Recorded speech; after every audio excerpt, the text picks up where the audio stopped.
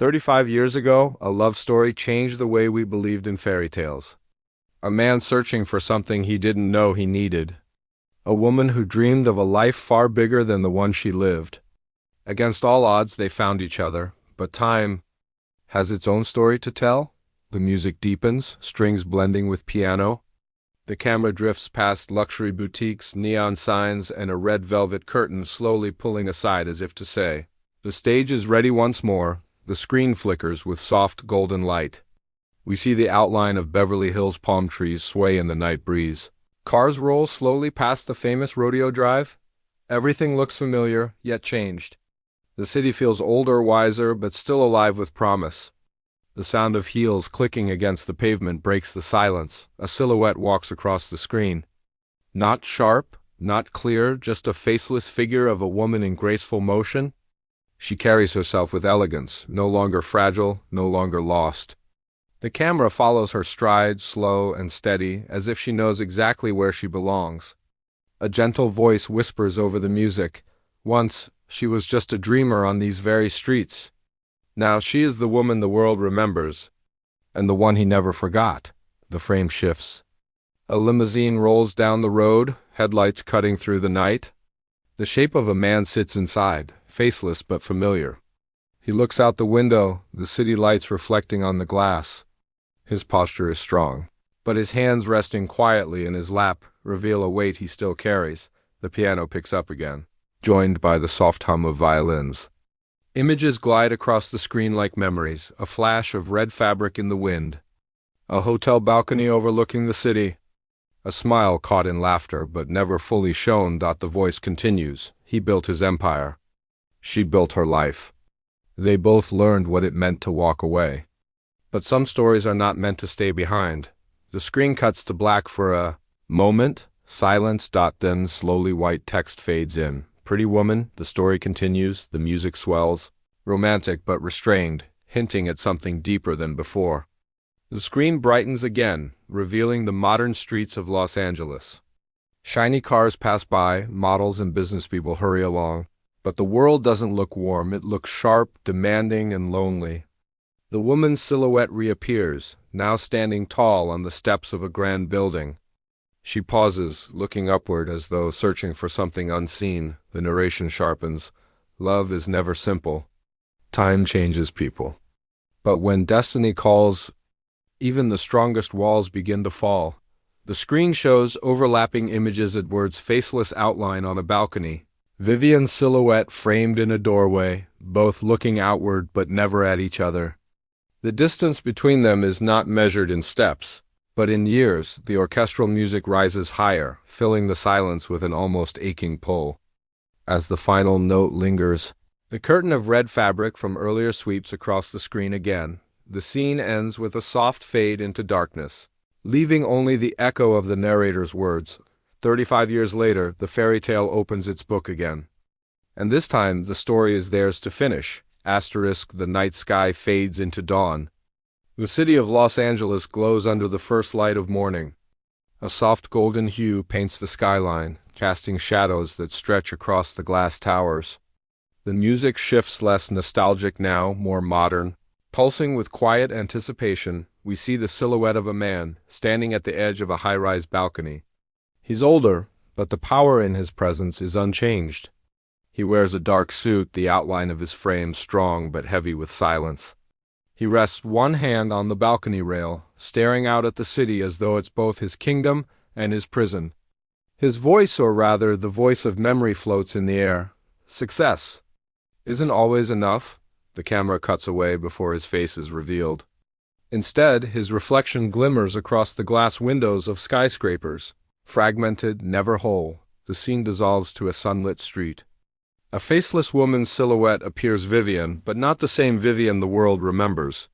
She steps out of a sleek black car, her heels tapping against the marble floor of a grand art gallery. She is no longer defined by what others see in her. Instead, her movements show confidence earned through years of resilience. Her presence is commanding, even faceless.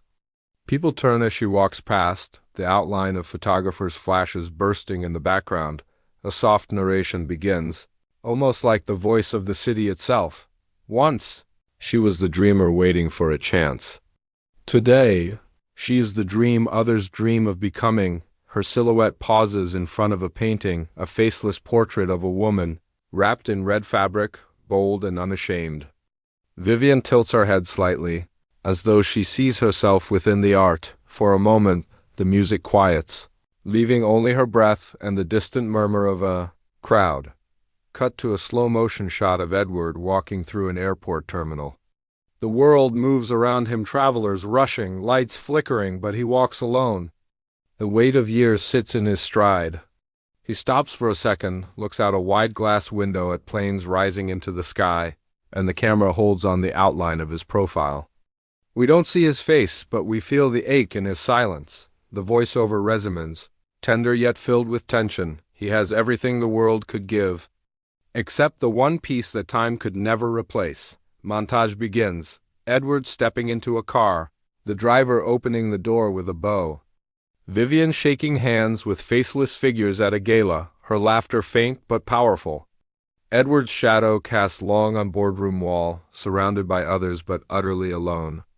Vivian at a quiet cafe, sipping coffee while her reflection in the window looks almost haunted. Their worlds, shown side by side, appear full yet incomplete. The editing makes them orbit each other without ever crossing, until one moment changes everything. The music builds with a subtle, pulsing beat. The screen cuts to black. Then, like a whisper in the dark, we hear her voice, soft and certain. Some stories don't stay in the past. The visuals return. Edward steps into a crowded gala hall, faceless guests moving aside as he enters. On the opposite side of the room, Vivian arrives at the same moment, her presence turning heads. Time slows. The camera cuts between them. The distance across the floor feels endless. For the first time in decades, they exist in the same frame again, but just before they move closer, the screen cuts away. Silence, the narrator's voice, steady and dramatic, fills the void, when two worlds that once collided meet again. The question is not if they belong together, but if they can face the years that kept them apart. The music swells, filling the silence with romantic tension. The imagery flashes quickly, Vivian walking through a rain-soaked street. Edward staring at a phone he cannot bring himself to dial. Vivian's silhouette at a press conference, cameras flashing around her. Edward watching the city lights from his limousine, his hand tightening into a fist. The sequence ends with the simplest of shots, a single red rose lying on a marble table, water dripping slowly onto its petals. The narrator whispers one final line as the rose fades into darkness. The fairy tale returns. But this time, reality waits at the door. The music changes. What was once soft and nostalgic now grows sharper, heavier, as if every note carries the sting of years unspoken. The screen flickers to a stormy sky above Los Angeles. Rain falls, streaking across glass windows and neon lights. The atmosphere shifts from warm memory to cold reality. A limousine door opens. Edward steps out, his silhouette outlined by the downpour. The world around him moves quickly, umbrellas rushing by, headlights flashing in the wet streets, but he stands still, almost frozen. He tilts his head upward, the rain tracing down his faceless outline. In that single moment, silence weighs heavier than the storm. A low voice rises. Not narration this time, but dialogue from the past echoing through the present. You walked away once. The words hang in the air, unfinished, accusing. The screen cuts sharply to Vivian's silhouette, framed in the glow of a gala. She turns her head as though hearing the echo, her jaw tight, her breath caught. The camera drifts closer to her faceless outline. She whispers, almost defiantly, I had to find who I was without you. The music swells with strings fast, tense, restless. The visuals become a montage of fragments, rapid and disjointed. Edward seated in a quiet office, glass walls around him, but the reflection shows only emptiness. Vivian pacing a hotel room, her shoes tossed aside, her silhouette restless in the glow of a lamp. Edward pouring a glass of scotch, his hand trembling for the first time.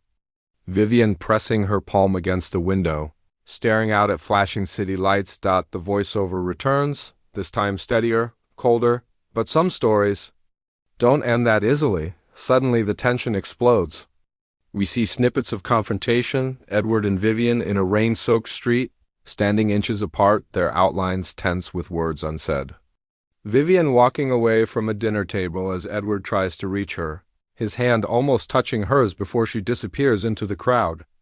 A faceless rival figure, young and bold, standing next to Vivian at a press event, Edward watching from the distance, his outline shadowed with jealousy. The music crashes with a deep orchestral pulse. The montage accelerates, Edward shouting, though his words are drowned out by the score. Vivian slamming a door shut, her shadow vanishing in the frame. Edward gripping a phone but dropping it onto the desk. Vivian holding a red rose in her hands, crushing it slowly until petals fall like blood across the floor. The tension peaks as the narrator's voice cuts through the storm of images. Love built on fire can burn twice as bright. Or leave nothing but ashes. The visuals slow. Edward and Vivian face each other at last, their silhouettes framed by candlelight in a private dinner. They sit across the table, silent, neither able to look away. The world outside fades. Only their presence remains. Yet instead of reaching out, their hands rest apart, the distance heavy and deliberate. Vivian's voice, soft yet firm, breaks the silence. You think we can just step back into a fairy tale? Edward's voice follows, lower, almost pained. I don't want a fairy tale. I want you. The screen cuts to black instantly, leaving only the echo of his words. Then, without warning, the music explodes back louder, faster, filled with violins and pounding drums. The next montage surges with drama. Vivian running through a crowd, Edward chasing but always a step behind. Edward tearing open a letter, his face never shown, but his hands shaking as the paper rips. Vivian turning away at a balcony, tears barely visible in the glow of city lights. Edward standing on an empty pier, the waves crashing against wood, his outline swallowed by fog. The music slows again, one haunting piano note ringing out. The storm fades, leaving only a single image, Edward's silhouette alone in a dark room, the blinds casting prison-like shadows across his body. The narrator whispers, almost like a warning, some loves are worth everything. But can they survive the cost of time? The section closes with the screen fading to black. Only the sound of distant rain remains, soft and steady, like a heartbeat waiting for an answer. Asterisk, we see Vivian's silhouette walking down a long hallway, her heels echoing with each step. The lights above flicker as though time itself is trembling. She stops in front of a door, her hand reaching for the handle. For a moment, the world holds its breath. The score builds slowly, violins weaving into the piano, each note climbing higher, cut sharply. Edward's silhouette standing in the rain once again, his hand clutching the roof of his limousine. His voice breaks through the music, rough and raw. I can't lose you again. The screen flashes white, then shifts into a fast, almost dizzying montage. Vivian turning away in anger, her shadow swallowed by flashing paparazzi lights. Edward slamming his fist against the table, wine glasses shattering in the impact. Vivian laughing for the first time, not at Edward, but with another faceless figure at her side. Edward watching from a balcony, his hand tightening on the railing until his knuckles pale. Vivian standing alone on a hotel balcony, her outline fragile against the glowing city, her hand pressed against her chest as if holding something broken inside. The music rises higher, the beat of drums joining the orchestra. Every image comes faster, more intense, like memories crashing into each other, then silence again.